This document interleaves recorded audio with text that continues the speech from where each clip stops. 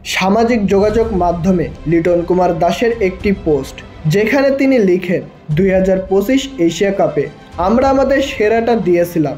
আমাদের চূড়ান্ত লক্ষ্য ছিল ফাইনালে ওঠা এবং জয়লাভ করা, কিন্তু দুর্ভাগ্যবশত আমরা তা অর্জন করতে পারিনি।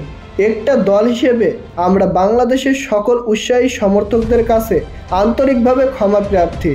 ব্যক্তিগতভাবে বলতে গেলে শেষ দুটি ম্যাচে অনুপস্থিত থাকায় আমার হৃদয় বিতারক ছিল। একই কারণে আমি আসন্ন আফগান সিরিজেও অংশ নিতে পারবো না। আমি সুস্থ হওয়ার জন্য যথাযথ চেষ্টা করে যাচ্ছি, কিন্তু পারছি না। এজন্য এটি আমাকে দীর্ঘ সময়ের জন্য কষ্ট দিবে। অবশেষে টুর্নামেন্ট জুড়ে আপনাদের সমর্থন পাওয়ার জন্য সকলকে ধন্যবাদ। ক্রীড়াবিদ হয়ে বিশ্বের সেরা সমর্থন পেয়ে আমরা সত্যিই ভাগ্যবান। আশা করি আমরা খুব শীঘ্রই আপনাদের প্রাপ্য আপনাদের ফিরিয়ে দিতে পারবো। প্রিয় দর্শক, বাঙালি সমর্থকদের কাছে ক্ষমা চেয়েছেন বাংলাদেশের টি-20 দলের অধিনায়ক লিটন দাস।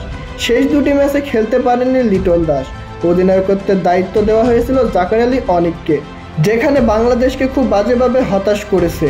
তো প্রিয় দর্শক, লিটন দাসের এমন ক্ষমা চাওয়া আপনারা কিভাবে দেখছেন তা জানিয়ে দিন আমাদের কমেন্ট বক্সে।